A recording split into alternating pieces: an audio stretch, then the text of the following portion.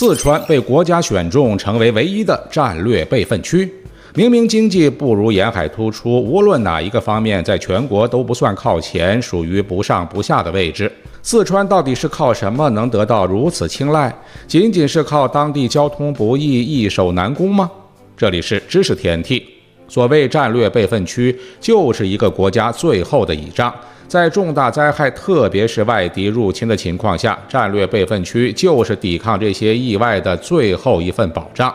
这个区域肯定不会选在沿海或其他交通便利、经济发达的地区，否则一开始就会成为被摧毁的目标，相当于把自己的后路给断了。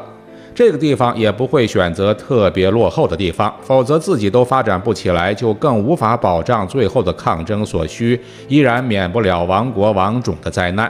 这里一定处于内陆，远离前线冲突区域，或者说是敌人很难攻克的地区。一旦国家的主要区域受损，无法保障正常的国民经济运行，战略备份区就是国家生存和恢复的关键所在。它是全国军民最后的希望，确保国家政权、军事和经济能在短时间内恢复正常，维持国家的整体运转和持续存在。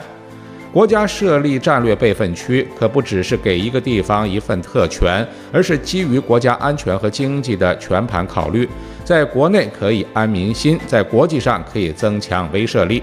有了战略备份区，除非敌人能一下摧毁我们，否则我们就算遭受重创，也一样有持续反击的能力，国家不亡，反抗不止。这就是对潜在敌人最大的威慑。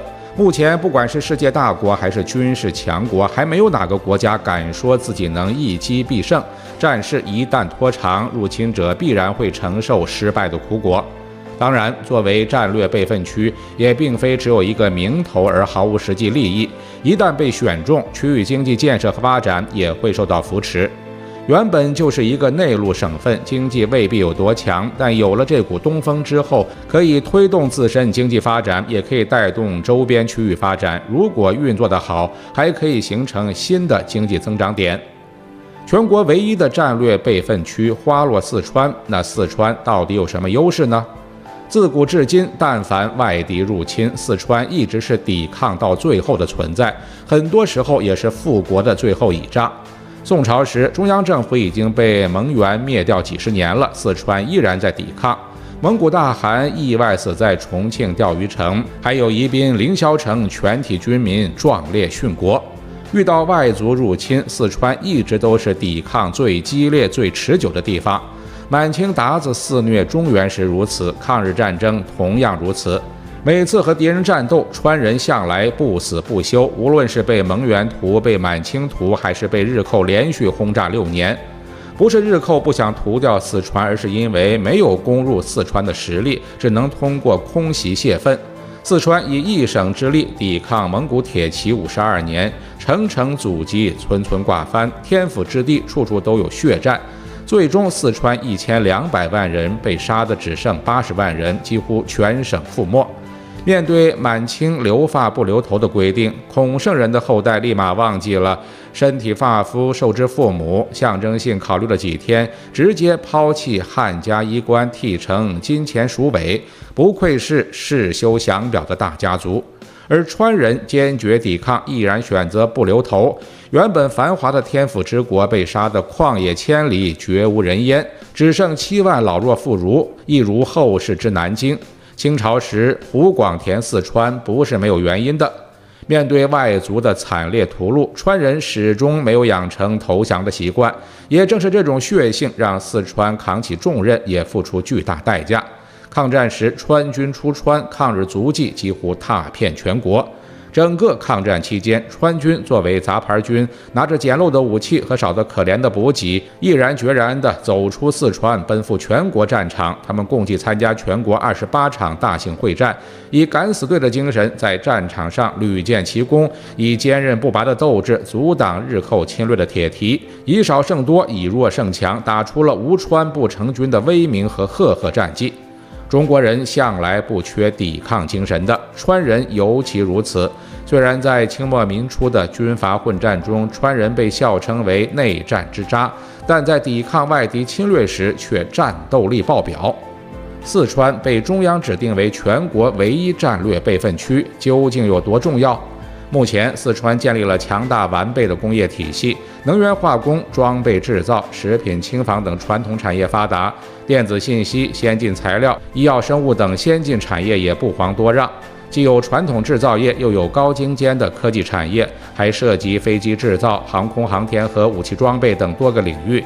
现在的四川以一己之力满足战争所需，称之为祖国大后方也毫不夸张。另外，作为有名的天府之国，四川虽没有粮仓之称，但也是一个不小的粮食产区，粮食供给也有保障，完全不必担心被敌人围困封锁。这里的天然气探明储量超过3万亿立方米，年产量超过260亿立方米。以达州普光气田为起点，川气东输工程保障了重庆、湖北、江苏、安徽、浙江、上海等省市的燃气供应。人口多，经济发达，资源丰富，又处于我国腹地，勾连东南西北多个省份，四川能成为我国唯一的战略备份区，这些优势也是发挥了巨大作用。毕竟在我国内陆地区，想找一个类似四川这种具有众多优势的地区，确实是很难做到的。而且四川旁边还有重庆，一旦发生战争，两地合二为一，人口经济优势将更加明显，任何入侵者都会如鲠在喉。继续往西南打，就面临着后路被袭扰和切断的风险，想拿下四川未必有那么好的牙口。现在四川拥有近5000公里的铁路网络，虽然出川入川比以前便利了，但真的遇到战争，卡住一些险要地段，四川立马又可以变成一座孤岛，敌人依然只能望穿兴叹。对外，四川交通不便，但其内部可是交通发达。先不说近5000公里的铁路和多个机场，就是水陆运输也异常便利。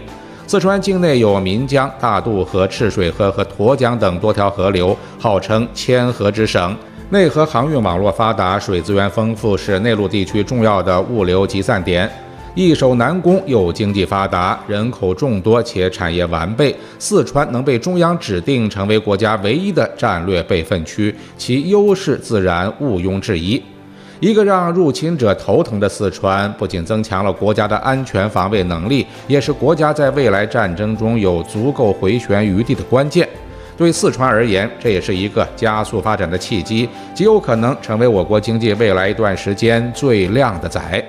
知识天地，专注你不知道的食物科普，我们下期再见。